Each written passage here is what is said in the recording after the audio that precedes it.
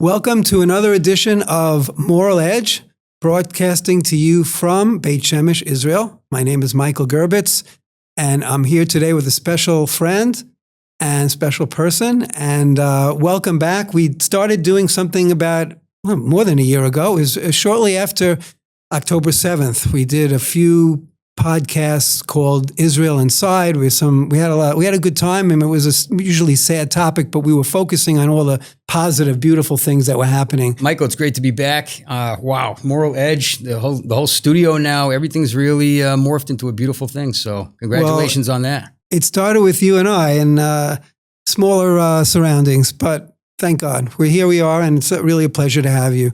I'll tell you a little bit about JP. He worked in the U.S. as a CPA in the nonprofit sector before attending rabbinical school. He spent more than a decade in Jewish outreach in Boston, working with young professionals and graduate students at some of the world's top universities. He served on a variety of think tanks for the Israeli government and several global foundations. 5 years ago, JP moved to Israel and now focuses on Tribe Journal, an independent media company producing investigative reports, documentaries, white label content for clients, and much more. He's produced countless documentaries, investigative reports surrounding digital warfare, Judea, Samaria, Gaza, Israel's northern border, and geopolitics. His work has featured rabbinic leaders, ranking members of the Knesset, diplomats, and former military brass to help understand current events in new context and beneath the surface. Visit tribejournal.org for more. A little plug there. You can give it a little plug later on. But anyway, JP, welcome again. It's really a pleasure to have you. I want to say have you back. But we're going to talk about some interesting topics today. Hope you're ready, because we're going to deal with some hard questions. Let's get into it, Michael. Get right into it. Good to be back. Yeah, no more banter? Okay. Well, we could have a little banter. A little banter. Okay. It's going to be fun. We're going to have fun tonight. Yeah, as always. As always. And I would like to talk about, should Israel... By the way, full disclosure, Michael told me the subject about 5 minutes before we went. Okay. Well, that's 5 minutes more than the last guest. So you're ahead of the game. Looking forward, though. Okay. So we're going to talk a little bit about, should Israel be dependent upon U.S. aid? This is now becoming a big topic. A lot of people in Israel, it's not something just for the anti-Semites to say, cut Israel aid. Obviously, they're coming from the wrong place. But for people that are coming from the right place, realizing that Israel is a wealthy country, very, very advanced in weaponry, should we be dependent on a foreign power, even though the U.S. is our best friend? Of course, they're our best friend now with Trump in office and a very pro-Israel regime, if you want to call it, whatever, government. But that may not be the case in another couple of years. And Israel is now on its way developing very, very advanced weaponry, I think, to the point where they will eventually wean themselves off of American military aid. And do you think that's something good, something bad? What's your thought on that? I think there's been a shift. It used to be that, like during the Ukrainian, there was a big aid package from Congress that the language matters, and the language in that aid package essentially said U.S. foreign aid to Ukraine and Israel, or vice versa. And when I read that, I was just stunned. It's like, how can you compare what, the arrangement that Israel has with the United States to you can't. Ukraine? But regardless, should we be getting free gifts? Should we be taking billions of dollars? I guess I'm taking issue with the word aid and free gifts. This is not by any means the same as just arms going across the Atlantic and across Europe to Israel. I mean, this is a symbiotic, synergistic relationship where the United States benefits tremendously. 100%. I agree. I couldn't agree with you more. And we're going to get into that also. But right now, that's true. But right now, I want to know, are you comfortable? It's free money. It is free money. Israel gives a lot to America. America gives a lot to Israel in terms of partnership, in terms of sharing knowledge and information, military know-how, battlefield experience, no question about it. But we are still getting money from America. Is that okay? Is that okay with you?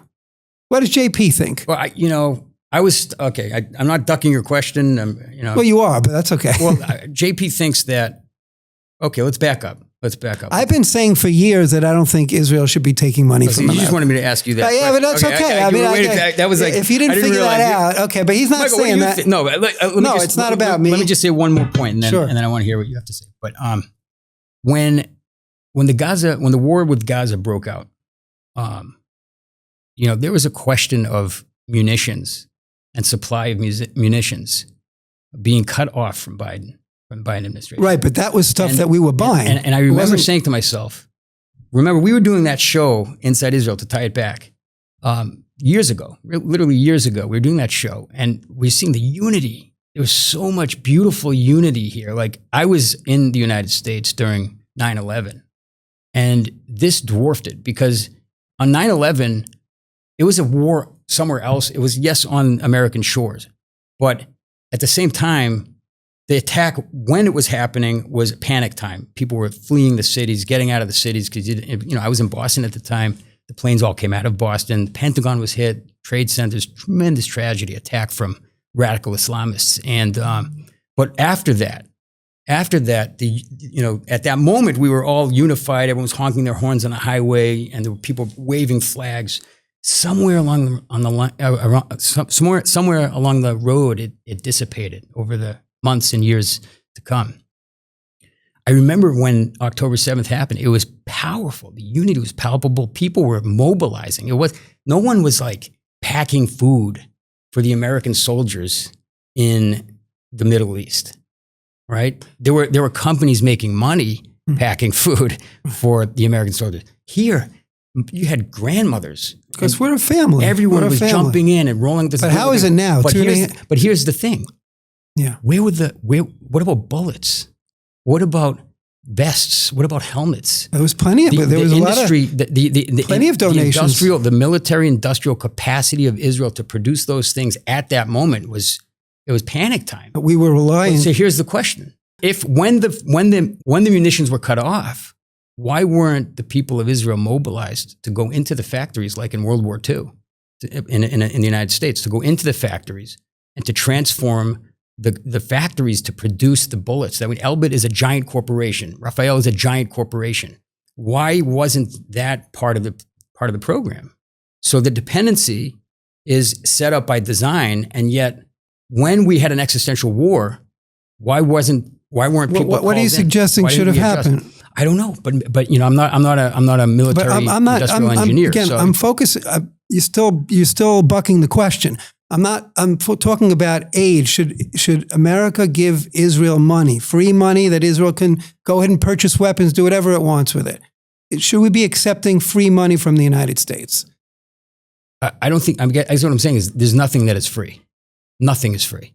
There is a cost to everything. Israel's a wealthy country. It doesn't need America to give it $2 billion to go back and buy military equipment from America. Israel can take the $2 billion from its coffers, its GNP, whatever. Israel's a wealthy country. We have the $2 billion. We'll buy American equipment if we need it. But what do we need a handout for? We don't really need the money. I mean, of course, it's a lot of money. Everybody, and you don't need the money, but you do need the money. Of course, everybody wants money. But at the end, I think there's a value in saying that we are financially independent. Now, we're not necessarily militarily independent. We're going to still take that money and buy equipment. But we have the money to buy the equipment. We don't need the gift. And it's a better feeling, when you can create your own business and not, take free money from people. If starting your own business, okay, you can take a loan, but at the end of the day, you want to pay the loan back. You want to feel like you're a self-made man. You've created your own business.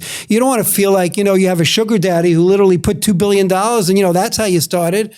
Who needs that? I think Israel doesn't need the money really. And I think that it's a better feeling of independence not to be relying on American aid for free. Do you agree or no? I disagree. Okay. With some of what you're saying, more the premise than the conclusion, because I don't think it's cash. No one's bringing loads of cash for us to purchase equipment from wherever we want. Well, what does it mean we're getting $2 billion worth of aid? It's aid. It's not aid. It's a symbiotic relationship between Israel and the United States, where Israel provides a tremendous amount of technological advancement, incredible intellectual property, Iron Dome, aka Iron Dome. There's so many upgrades to the F-35, et cetera, and intelligence. There's an enormous amount. Stephen, we did a podcast on Tribe Journal with Ambassador Yoram Ettinger, and he lists out. Check out the Ettinger report. Check out his YouTube. He has plenty of stats and facts just showing that you're talking a disproportionate. It's not one way. Obviously, the United States gives to Israel, but Israel is giving a disproportionate amount of, I agree with you. Of value to the United States if you were to quantify it. So, but the U.S. is also supporting Israel.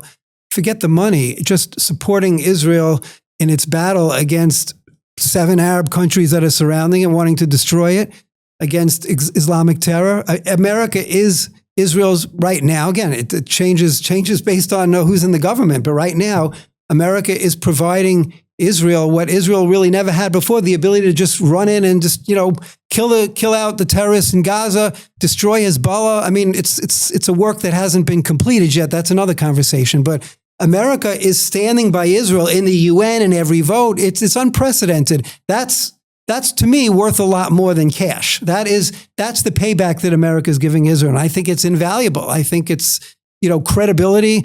America is behind Israel. That's worth more than $20 billion, in my opinion. I don't think we need the money. I think we need the support. I think it's very important that America is supporting Israel. And likewise, like you said, Israel is providing a tremendous amount of aid, if you want to call it that, to the United States, just through battle testing equipment and through working together. The partnership now that's gone on was unprecedented in Iran, the U.S. and Israeli jets flying together. It's unprecedented. That's where we're really giving to each other. That's what a real friendship is. A friendship is where there's not one side that's dependent on the other side. They're both contributing equally. And I think America, by supporting Israel in its battle for its existence, really is a tremendous support, is something that Israel needs. And I think all of the intelligence, military know-how, and battle testing is something that America desperately needs. So it's a beautiful relationship. I'm just saying, keep everything great. I don't think we need the money. I'd feel better if we weren't supported by the United States, by U.S. aid. I don't think we need it. That's the only point I'm saying. And with that, I think I'd like to move on to another topic, something that's very controversial. It's not a new topic, but it's coming up a lot now with all the spread of anti-Semitism, spiraling anti-Semitism in the United States, terrible things being said about it, not just Israel, but Jews, which really is one and the same. They try to separate it, but it's really not. But this issue of dual loyalty, right? So a lot of you want to see the alt-right or the ex-MAGA camp, however you want to say, we all know what we're talking about here. That crowd seems to be not only accusing Trump of being Israel first, not America first, but they're accusing Jews in the United States of having, and particularly the Israel lobby, AIPAC and others, of having more loyalty to Israel than to the United States, which is the country of their citizenship. Do you think there's any validity to that accusation? And how should Israel respond to that? Well, what do you think? I mean, it's a tremendous question. It's not just Israel. Question. How should Jews respond to it? I mean, again, Jews and Israel are the same. So for argument's sake, let's just say a Jewish person, very pro-Israel, is involved in AIPAC, lobbying for Israel. Now, we know, like you said, and it's true, lobbying for Israel is in America's interest also, because Israel is by far America's best friend. There's no question about that. So people don't get it because they're anti-Semites. They don't want to face the truth. But at the end of the day, there's still the issue of, is a faithful Jew who loves his Judaism, loves Israel, is he in fact more loyal to Israel than the United States? Such a great question. You haven't been in Jewish outreach in campuses, the University of Wisconsin campus for 2 years, and then in Boston, there's a lot of great campuses there with graduate students, young professionals, also some undergraduates. It's the classic question of, are you we would ask the students all the time, are you Jewish American or American Jewish? What's the difference? How do you see that? How do you see the framework of the question is that when someone says, I'm an American Jew, they're placing their American identity first. And when someone says, I am a Jewish American, they're placing their Jewish identity first. Actually, it's funny. I see it the exact opposite way. Really? I see American as like an adjective. I'm an American Jew. I could be an Italian Jew. I can be a British Jew. I'm a Jew. I happen to be an American Jew. That's the flavor Jew I am. But in essence, I'm a Jew. Now, if I'm a Jewish American, there's Christian Americans, there's Muslim Americans, there's African Americans, there's Latino Americans, there's all kinds, but fundamentally, so it's interesting that you see it that way. I always see it. I see it the other way. I mean, it's really two sides of the same coin, because it's really like, what do you identify? You're saying a Jewish American, you put Judaism first, right? I'm saying you're an American Jew. Jew is the say in Hebrew, the ikar, is the main thing, and American is just describing the type of Jew you are. So that's just an interesting point. I wonder what people in the audience out there think. What would you think? What does American Jew mean? What does Jewish American? Just an interesting point. But at the end of the day, we're really saying the same thing. What do you identify as first, and what do you identify as second? And God forbid if there was ever a war, it's almost hard to imagine. I mean, it's certainly hard to imagine with President Trump and the Republicans, but it wouldn't be so hard to imagine if some of these extreme liberal Democrats or even the alt-right Republicans got together and started doing some bad stuff, as we say, to Jews, to Israel, and theoretically, decades ahead, assuming that Mashiach doesn't come, which I'm sure he will, but theoretically, if he doesn't come, in decades, it could be possible that there could be a military confrontation between Israel and America. And who would you defend? Who would you support? If you were an American now, I realize you obviously moved to Israel, but you're from Boston. Let's go back. You're in Israel, about 5 years now, right? Let's go back 15, 20 years. What would you do back then if there was a conflict between Israel and America? Who would you identify with more? What side would you be on? Be honest. I think it's a difficult question to answer because there's a lot of psyops, for example. The media portrays various things. If people in America are looking at what Israel does as completely evil because they're being fed misinformation, and they are getting all spun up with technology, and I'm saying psychological technology that Hitler could never have imagined in a million years, then who knows what that circumstance would be compared to if it was a circumstance where Israel is the hero and Israel is fighting like more closer to reality that it's fighting the war for good and against evil. And so, but would you take up arms as an American and fight against Israel? Would you ever do that? I don't think I could. I don't think I could do that. Does that mean that you're not a loyal? But I'm not talking about me. I'm talking about like we're discussing like the American Jew, which is a huge, I'm 75 lane highway. I'm asking you personally. I'll tell you what I think. I mean, I'd love to hear what everyone else thinks, because the natural knee-jerk reaction is that this is an anti-Semitic trope. We're always been accused of being loyal to something else besides the country that we're in, and it's true. It is an anti-Semitic trope. But at the end of the day, we have to be honest, and we have to say, what do we identify as first? And we have to be proud of that. I certainly identify as a Jew before an American. Okay, I'm living in Israel, but let's go back, set the clock back when I was living in America.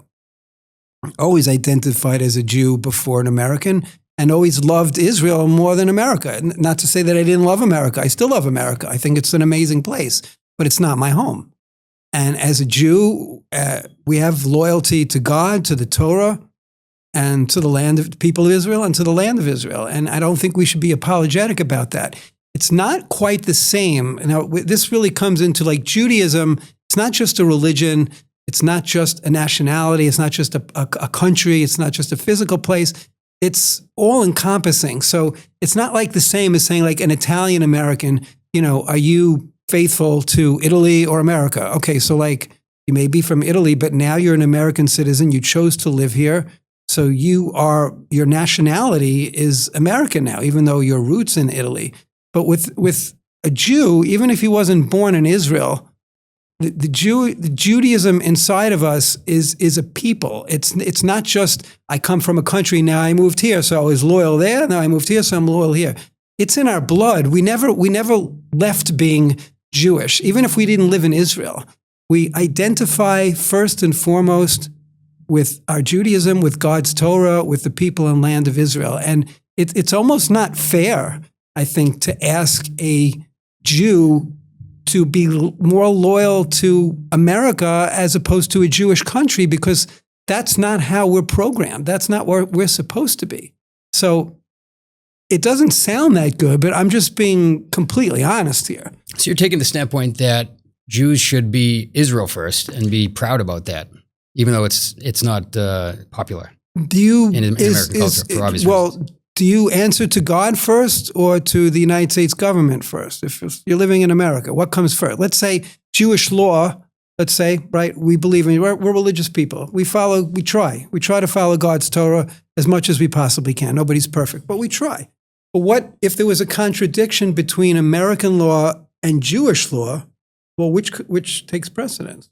For sure, Torah takes precedent over. Of course, because we believe that if there's a contradiction between what the state is asking you to do and what the Torah allows you to do. Right. So if the state is asking you to go fight Israel because it's a foreign power that's now deemed by a certain American government that may come into power to be an enemy of the United States, as some are openly saying today. I mean, they're not in power, but it wouldn't be crazy to think in a decade or two that could happen. So if you were told to be a loyal American, you have to do everything you can, whether it's physically or whether it's online, whatever it is, to show Israel for the devil that it is and to stand up for America. And what about the majority of Jews that don't really subscribe to Torah? They're completely assimilated and don't really identify with Judaism. Oh, that's a very sad story. So you're not talking about them. The ideal, let's talk about the ideal. The ideal is, I wish that they would identify with the Judaism and understand it the way we do as Torah Jews. But unfortunately, no. Tragically, no. Tragically, of course, they would identify. I mean, support in America from the Jewish community now is incredibly down, especially in the youth. It's a tragedy. It's a tragedy. I don't know the answer to that. What's also a tragedy is intermarriage, assimilation. You know, that's been going on for years. But there was always, they were still pro-Israel. Even the Jews, sometimes, even if they assimilated, but they had a positive feeling about Israel in their heart. Now, I don't think that's true anymore. So you're absolutely right about that. The majority of Jews in America, I believe, would probably be loyal to America first. I hate to say that, but I believe that's true. However, a significant minority, those that are more traditional, more religious, or just very nationalistic, with very positive feelings about Israel, would probably be loyal to Israel first. And I don't think you can fault us for that. Again, it's not like an Italian American, a Jewish American, or an American Jew. A Jew is not just, we're not Jews by the virtue of the fact where we were born. Like an Italian American, they could only be an Italian American if they come from Italy, right? But a Jewish American or an American Jew could have never stepped foot in Israel, but he's still part of the Jewish people. We're a people that it's not limited to one land. Yes, we have a holy land, and that's our base. That's what we have to strive for, to go, to live, hopefully. But a Jew that's born in Alaska or wherever and never steps foot in Israel, they're no less of a Jew. They're no less part of the Jewish people. And their loyalty has to be first and foremost to the Jewish people. And there is a country, a state of the Jewish people, the Jewish state of Israel. And I believe that's where their loyalty should be first. You know, in an ideal world, of course, but as you said, there's a high diversity of ideological leanings, we'll say, in the United States amongst the Jewish population. Definitely. What would you say about, you and I, we have some gray hairs we're working on over here. What would you say about the campuses? You know, those are rabidly anti-Israel. Forget about Jewish. They're just anti-Israel. The propaganda, the professors, there's a huge amount of pressure. Even Gentiles, I've been on campus. I've spoken to Gentiles when major votes went down with BDS. And the Gentiles were like afraid to even appear their voice on camera because of what the ramifications would have been. So it's not. What do you mean if they would stand up for Israel? Tufts University, for example, in I forget when it was, like late 2000s. No, it must have been early 2010s. I went to campus right after that vote on Passover, and I met these guys from Europe, and they were genuinely concerned about the accent that they would be targeted by passionate anti-Israel activists on campus if they would show up. Just even if I pointed the camera down. Interesting. So there's a real environmental concern, especially for the less religiously oriented. What is your thoughts on that? Like we're a different generation, you know. And these younger people are growing up in a very different atmosphere. I think we have to fight anti-Semitism through positive Jewish identity, not by hiding. The way to fight anti-Semitism isn't to hide your Jewish star. That's not the way to do it, or to take off your yarmulke. You might need to do that for safety reasons. I mean, you shouldn't put your life at risk, obviously, if it's really that bad. But that's not going to solve the anti-Semitism problem. What's going to solve it, ultimately, it's not solvable. The only real solution is when the Mashiach comes. That is a reality, because throughout thousands of years of history, Israel, the Jewish people, the people of Israel, have been threatened, killed, and every atrocity you could imagine has happened to us from country to country to country. And there's no reason why it would ever end until the Mashiach comes. So there's no way to end anti-Semitism, but we should be fighting anti-Semitism. And I believe the best way to fight it is by being a proud Jew, not by hiding, but by showing how proud we're. I think, if anything, they'll respect us more. I think when they scare us and we just kind of cringe and run in the corner and run away, they see that it's working. They see that their anti-Semitism is working, and it's catching, and it's growing, and it's spreading. We have to stand up for who we are, be proud of who we are, that we're Jews, we're loyal to God, we're loyal to our people, we're loyal to our land, and maybe they'll have some respect for us. But even if they don't, we need to respect ourselves. Don't you think, for our own self-respect? Rather than crawling in a corner and hiding, we should say, I'm proud to be a Jew. I'm honored to be a Jew. I wear the badge of being a Jew. And you don't like it? Too bad. This is who I am. And for me, I think that's the best way to fight anti-Semitism. You remind me of a story when I was working for the CPA firm. I was going home on the T in Boston, and I was wearing a scally cap at the time. And I get onto the train, I sit down in a seat, old lady gets on the train, I give her my seat, which is like unheard of, I guess, or whatever. And everyone's looking at me, so I just went to the next car. I walk into the next car, and who do I see? Neo-Nazi. I mean, this is like early 2000s. This is like, and you're wearing a yarmulke. This is like 99, 2000, 2001. Mm-hmm. No, I had a scally cap, like with the button in the front. I'm in Boston, Irishland, got that look, that old 1920s, 1940s look. And I look over, and this guy standing literally across from me, maybe like 5 seats down over by the door. He's got like swastikas on his bag. His head is bicked. He's got like a totally shaved head. And I'm just looking at this guy. I'm thinking to myself, I'll never forget it. It was like a really powerful moment. I just said, I'm hiding my Jewish identity. Well, I'm wearing this hat so that people won't know I'm Jewish. But this guy is making me feel like completely Jewish. I said, I don't get it. Why am I wearing the hat? If anyways I'm feeling like this, I took off the hat because I had a kippah in my pocket, and I just put the kippah on my head. And he saw and looked at him. Oh. I used to wrestle, whatever, so I wasn't really, I just gave him that look with it, let's go. If you want to go, let's go. Did you make eye contact? Yeah. And he bowed his head. I'll never forget. He went like this. Like that. And it just shocked me. Like, you're absolutely right. Like, we have to have confidence in ourselves. You see these kids on campus. These kids on campus they're crying. They're singing Am Yisrael Chai, O Davinu Chai. It's beautiful. Mm-hmm. But that's not the language of their enemy. The language of their enemy is like, line up military style with 50 frat guys or 150 frat guys, rows of 3 or 4, and don't say a word. You just stand there. And who do you think the media is going to cover if the frat boys would do that? You know what I mean? All the cameras would be on that, because that's just like, what is that? On the other hand, it's dangerous. I've spoken to major, like very, I don't know how to describe them, but in Israel, there's some people that they're activists, and they're not afraid to get their hands dirty. And they moved out of there because it's not worth it. It's just not worth it to go to these protests and, risk getting broken face. Right. Well, there's one easy answer to that. You could probably figure out what I'm going to say now.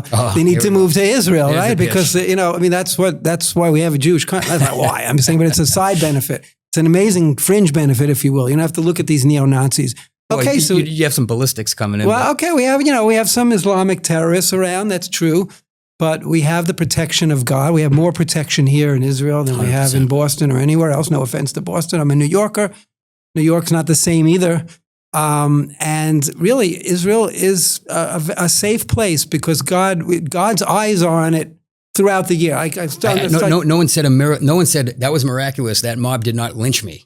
But here, we're in the bomb shelters. We're experiencing something that American Jews can't understand. Right. Like when you're so far across the planet and the missiles are coming in, and there have been tragedies, but like statistically, it's absolutely I've way heard above nature. amazing stories about and Experience that. It's just going back to what we did with Inside Israel of stories in the bomb shelter, right? The stories from the bomb shelter where people like, it could be an apartment building, some religious, some not, some all kinds of very different looking people.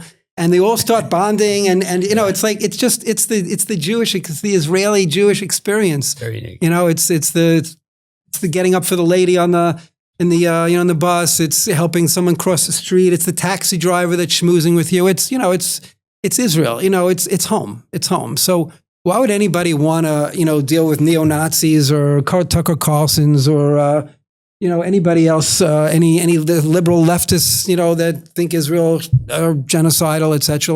Why do we need that for, guys? I mean, I believe, and this isn't really the topic, but it's hard for me. Some people want to stay and fight, right? It's a democratic society. They want to stay and fight for the good of society, of the world. Why don't you just come join the Jews here in Israel and fight the enemies that are surrounding us? We need more people like that. Why do we have to fight them in America for? Who cares? I'm saying that's not where our future is. Eventually, we're all going to leave America. I mean, again, hopefully the Mashiach will come before, but if he doesn't, there's no question that America will become another, I don't want to say Germany because God forbid it should be another Holocaust, but we see what's happening. You don't have to be a brain surgeon to see what's happening there. And in my opinion, it's just another way, another method for God to wake Jews up. Guys, I gave you the state of Israel. I gave you every opportunity to come here, get an El Al. It's really easy to come here now. For thousands of years, it was impossible to come here.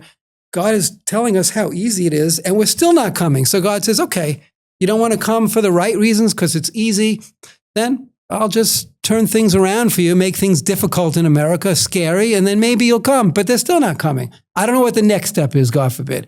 But, you have to look at world events and realize that these things wouldn't happen without God making them happen. And everything that happens to you individually, to us as a people, and to the world in general has to be looked at in the context of the Mashiach is coming. This is just, we're on a train getting there, and these are different events that have to happen to get us to the end game. We all know what the end game is. We all know what that is. It's the Mashiach coming, the world recognizing the Jews as the chosen people, the people of God, teaching morality to the world, moral edge, a little plug there. That's really what we're doing. We have the moral edge because it's from God, not because we're conceited, not because we think we're better than anybody else.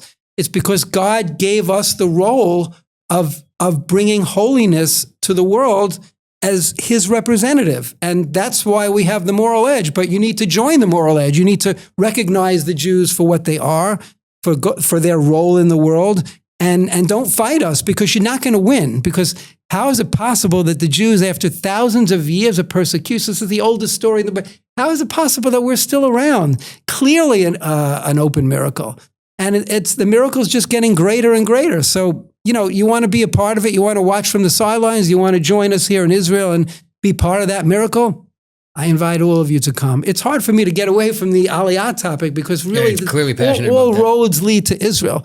But again, it's going back to the loyalty thing. So it's funny, just on that.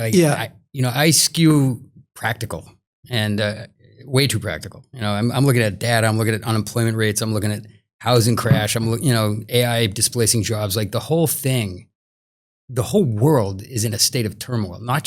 This isn't just America versus Iran. This is not just Ukraine versus Russia or China versus America. However you want to frame it. There is a major transformation happening in real time right now. And I'm just watching the data. It's absolutely astonishing. So, when there's a lot of people talking about Beis Hamikdash and Mashiach, and that's awesome. But at the same time, again, I'm way too shakua, sunken into the practical olam hateva, the world of nature. We get you out of that world. I appreciate that. We got to get you out of that world. I appreciate that, Michael. We're in a much bigger world than that, and I don't worry. You look at a guy like Tucker. I didn't want to say his name. I don't want to say his name. Okay, because you just did. Yeah. Well, okay. Anyway, so you look at a guy like that, and it's not unusual. Anyone who grew up in a more secular oriented world in America. They're familiar. They should be familiar with this. I mean, maybe it's just me, but I had kids that I was literally in diapers with, nursery school, grown up 5, 10, 15, 20 years. And then, when their guard is down or they're just a little bit more relaxed, they say, oh, those Jews, or there's like a round table of CPAs and all my associates, all my coworkers were saying anti-Semitism doesn't exist anymore. And then someone from a different firm saying that. Then well, that was 2000. It was masked a little bit, but and someone from a different firm says, well, our firm is owned by Orthodox Jews, and they all look at me, and I'm like, at that, you don't in business setting. What? Silence. Yeah, but it's just, anyone who grew up in that environment, to hear a betrayal, it feels like a betrayal, like the true colors come out from these people in the media. We have to realize one thing, that we have nobody, Ein lanu ella Avinu Shabashamayim. We have only one force, God in heaven. That's the only friend we have. 100%. We don't have any other friends. We have temporary friends, right? We have partners. But at the end of the day, there's really only one true friend that we have, and that's God. And that's why nothing bothers me. Anti-Semitism bothers me because it's affecting safety of Jews. Jews are getting killed. Jews are getting stabbed. That's a terrible, terrible thing. Jews are afraid to attend certain colleges, go to courses. That's a terrible, terrible thing. But in the long run, there will always be anti-Semitism, and will only get worse until Mashiach comes. So there's nothing, I feel like we can't stop it. I think we need to fight it. But again, fighting it means being proud of who you are, not running into a corner. Well, what do you think about, ADL? Kanye West. This is when it started, like a couple of years ago. Kanye West was coming. I don't know what that guy was smoking. Oh, we probably it do. was But crazy. anyways, he comes out with all these. He's a nutcase. He's a nut. Okay, but still.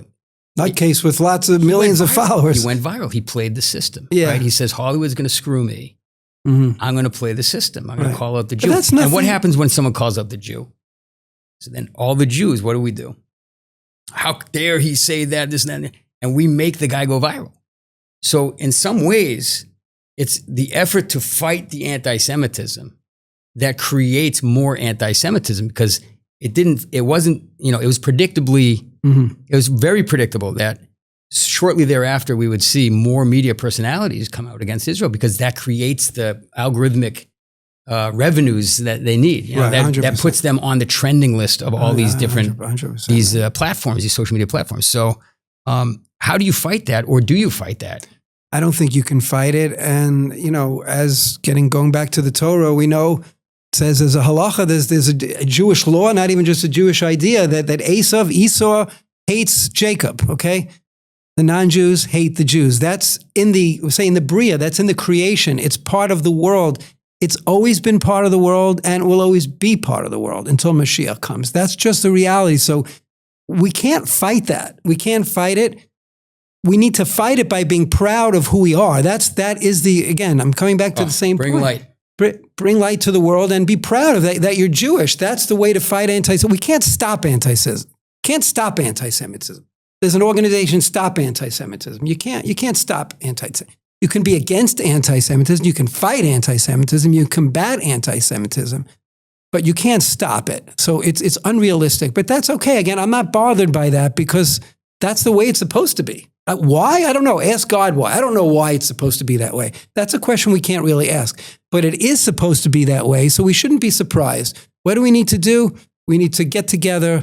We need to strengthen ourselves in our Judaism, in our friendship with other Jews, and in showing the world, becoming a light into the nation, showing the world the goodness that we do. It's not going to stop hatred. The neo-Nazi's not going to stop being neo-Nazi when you explain to him, look at all the technology that the Jews brought to the world. Look at all the agricultural advancements. Look at all the scientific. They're going to hate Jews because it's not logical. It's just something that's in the world that's above logic. We can't explain anti-Semitism because Jews are too cheap and Jews are too wealthy. Jews are too, don't like to be a part of society. No, they want to run society. Well, what is it? Take your pick. The Jews they're right, they're left. They're tall, they're short, they're whatever. They're fat, they're skinny. Every opposite. And they hate us for being opposites, which makes absolutely no sense. So you're not going to combat it. I mean, you're not going to stop it. Well, you could bring light. Well, I'm saying we agree. 100%. 100%. That's what we have to do. We have to bring light. You see a person. I had a person contact me. I'm not going to say from where. They said, we want to do content and strategy to fight anti-Semitism. I Googled their name. And again, if they're watching this, I understand. Well, you have to put the full clip because it's not. I don't want to slander anyone. I Googled their name, and the first 5 pages were ABC, NBC, CBS, CNN, you name it, saying what a slumlord is, and that this person owns a lot of real estate and they don't take care of the tenants. There's like videos. I mean, it's crazy. Now, of course, the reason why that is because the rent was controlled on all of their buildings, or a lot of their buildings, and they were unable to afford to repair things. Rent control actually works against the tenants as well, right? So, but at the end of the day, how do we stop anti-Semitism? Well, we bring light. You know, you see people at airports doing incredible things, tremendous Kiddush Hashem. Yeah. And that's the only way you can fight it. You can't fight it algorithmically. Right, you can't fight it with like a budget that's going to, you know, pay for more ads. Like, it's person to person on the ground. That's where everything's going now. Online is like saturated with so much misinformation. But when people see in the flesh a person who represents God's people, that is doing good things for the world, that is doing acts of kindness, it's incomparable. 100%. When you mentioned Kiddush Hashem, just for the audience, that means sanctifying God's name. That means when someone is visibly Jewish, a Jew should always do the right thing and has to always do the right thing. But it's even more important when you're in a setting with non-Jews and you're visibly Jewish and you're going out of your way to show people what Judaism and Torah and God stands for, to make sure that they see it. Not as a game. I mean, if you're not sincere, then, you know, don't do it, because God knows you're a phony. But we're not phonies. I mean, most of us are not phonies. We believe in God. We live a Jewish life. Those that are fortunate enough to believe in the Torah, like us and many, many others, who would trade this lifestyle for anything. But we have to show the beauty of that lifestyle to others. And there's no greater act that a Jew can do is radiating the brilliance and beauty and depth of Judaism to non-Jews. That is one of the highest things that a Jew can do. And I agree with you 100% about that. It's not so easy. You know, people are human. It's not easy, right? You want to cut that guy off with the parking spot. They got the full beard, and they're chilling with the garb, and look, it's tough to be human and try to be angelic. I mean, that's a tremendous challenge, but Klal Yisrael can do it. You know, we're a special nation, and we can step up to the plate. That's our challenge. If anybody can do it, we can do it, and we have to be a light unto the nations. So to stop anti-Semitism, don't give ammunition. Don't literally feed the beast. You know, if we can create more light in the world, 100%, and especially, I mean, I hate to say this. Maybe I don't hate to say this. So let's go back to your question. You know, let's say the Jews do run the world. Well, what is that? The anti-Semites are either tremendously foolish. Like, why would you try to challenge that? Or the complete idiots and liars, right? They don't really believe it. Like, if you really believe the Jews run the world, then why in the world would you challenge that? Well, no matter what you would answer. You can find plenty of information that shows Jews are influential. Jews are, in the world and influential people. But again, that should be praised. I mean, because look how much we've done for the world. You know, there's a component of jealousy. I mean, Jews are more successful than any other people. I mean, it's not. We have to be honest here and truthful, right? We are a light unto the nations. Look at the percentage of Nobel Prize Nobel winners. Scientific achievements. I mean, it's disproportionate. I mean, Israel in the nations and just Jewish people in general. So, you know, that's a fact. Those are facts on the ground. If you don't mind, what do you think about, you know, with AI displacing everything and the economic system crashing? It seems like we're entering into a new world. Now, I don't want you to hit the panic button, Michael. Panic.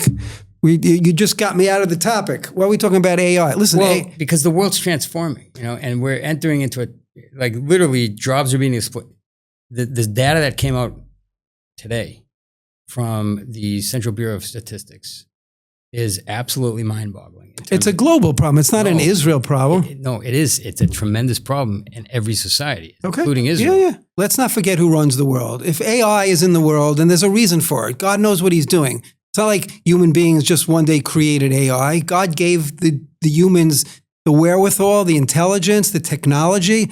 God clearly wants AI to be in the world. So great. So ultimately, it's going to be for the good. Everything is for the good. So I don't. You worry too much about it. You got to look at the bigger picture. I'm excited. Okay, like I'm excited. internet. Everything. What is work? What is work? People are like, oh, what's going to happen to my job? Oh, what am I going to do? AI is helping people. I mean, what is work? Work is a kanas.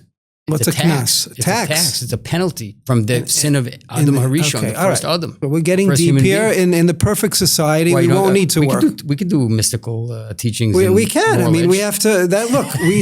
Where are we headed? What's the goal? The goal is a perfect society where everybody recognizes God. I don't know. I assume. What is work? What is work? Moral edge. What is work? What's work? It's a means to support your family. Okay, now you're involved. You're sunken into nature, right? Well, go back like thousands of years, thousands and thousands of years. What is the purpose of work? When did it emerge from? After the sin of the original sin. Okay, so if that's the case, yeah, it's not the ideal situation. It emerged. It wasn't emerged. It was a punishment. Work is a punishment. Right. That's true. So everyone's complaining when we like reframe the situation, when we step back like maybe a million miles, it's fine. Mm. We step back and we look at the globe. Oh, I see. 1 second. I see where you're going. You're saying, I think you're saying that AI, because it's replacing a lot of people's work, is bringing us back to, in a way, the way it was supposed to be in the beginning. Maybe. Let AI do all the work. Maybe. Let us sit back and let AI do learn Torah, do mitzvahs. Yeah, let AI help your neighbors, produce do wonderful all the things goods. for the world. Let AI do the farming. Walk do the banking. old lady across the street. Why are we in a state of panic? I'm not in a state of panic. If there's a world of abundance, like we literally have Silicon Valley pumping all this information to a world of abundance, all the jobs will be gone. And everyone's like, no, what's going to happen? Now, we know socialism and fascism is not a good thing, right? If people have to rely on specific central powers, that's very bad. That has traditionally been very bad if humanity is not in a place where they're ready to exist on that level, so to speak. Right, I hear that. So we're in this like really interesting time where the world is morphing into a potential euphoria. I think that's an amazing point. I think that's what you were saying. I never thought about it before. Because, on the one hand, AI is displacing all the jobs. I mean, everywhere, we all use AI. Like now it's like how could you run any business without AI? And it's only like a year or two since we're doing this, right? It's crazy. It's just like, how could you live without a cell phone? How could you live with a telephone or a TV or internet? Like, we can't imagine. And who knows what's coming up? But it's all part of God's plan. But I think it's a tremendously insightful thing that you said, that AI is lessening the workload for us. Let machines do the work. Let us, just be top down. But let us be free to explore our connection to God, to our spirituality, to do kindness to people. And let AI make all the money for everybody. The whole way we relate to money is going to be completely different. It could be. I mean, this is the beginning of the Messianic Era. This is an interesting insight. I appreciate that. I think sounds true. It sounds good. Not only that, but these people in Silicon Valley, it's unbelievable. They're using AI to try to reverse aging. Now, again, what's the purpose of death? Like, when did death get introduced to the world? So that's another interesting same time. Point. Interesting. The same exact time. Interesting point. So we're literally betoch hateva, within nature, entering a time period where jobs and death are being put on the chopping block. Interesting. To determine whether or not we still need those things. I mean, it's just absolutely mind-boggling. It's very insightful. Our guests, they come for Shabbos. I say, do you realize what generation you're living in? Do you realize where you are? You are in the holiest land in the universe. You're in the Holy Land. And what gives? Like, how are you here from wherever you are coming? England, America, France, and you're sitting here in Eretz Yisrael, and you're at a Shabbos table in Ramat Beit Shemesh, and we're discussing the abolishment of work and death. Like, what did you do to deserve to be alive today? It's just absolutely incredible. I'm telling you, I can't wrap my head around it. Yeah, it's a great insight. If I would say to you 10 years ago, Michael, hey, in 10 years, they're going to be talking about no more work and no more death. I'd say, where do you sign? That's right. I'm saying it right now. Give me the paper. See, I'm ready. I'm too pragmatic. Like, I'm ready. What are the details? I'm ready. All right. Let God deal with the details. Let's wrap it up. I just want to come back to the original question about the dual loyalty. It was a really fascinating discussion today. We covered a lot more than that. But I think at the end of the day, Jews have to be loyal to God first, to the Jewish people first, to the land of Israel first, and they should be proud of it. They should not. Don't worry about the anti-Semitism. Don't worry about what they'll accuse us of. I think they will respect us. A Jew that's loyal to Israel first and foremost, and to Torah and to God, will be respected. But it doesn't mean they're going to love us. They're still going to hate us, and they'll use it as fuel to hate us even more. But deep down, when they see that we're standing true to our people, true to our God, true to our nation, true to our land, they have a respect for that. So I wouldn't worry about the dual loyalty issue. Of course, they make a big issue about it, but feel proud. If you're loyal to Israel, you should be loyal to America also. America's been an amazing friend, especially now, amazing friend to Israel. America is a country of kindness. We thrive there. Those that are us that live here, we had beautiful, amazing lives in America. And I love to return to America and go back and visit. It's an amazing place, and we should be thankful and appreciative. But at the end of the day, our first loyalty has to be to our people, to our land, to our nation, and to our God. And God has chosen us as his people and the land of Israel as his land. So don't be ashamed. Don't be afraid to say that you have very, very strong loyalty to the people of Israel, the state of Israel, the nation of Israel, the Torah of Israel, and ultimately the God of Israel. Be proud to be a Jew. That's my message. You agree? Well, it's been great to catch up. You didn't say you agree. Say you agree. Come on. After all this, I didn't prove my point. It's been great to catch up. This has been a lot of fun. And I look forward to the next time. This is awesome. I'll close with this, with your permission, Michael. Yeah. 2 words. That's it. 2 words. 2 words. What are they words? Bring light.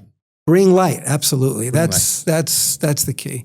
We should all bring light to the entire world, to our Jewish friends, to our non-Jewish friends, countries around the world. That's our job. And thank God, from Israel, we have so many opportunities here to shed light, to bring light. And I just wish and encourage more of our Jewish brothers and sisters would join us here in Israel to do what we're really supposed to do, which is share the beauty, the light of Torah, God, and Israel to the entire world.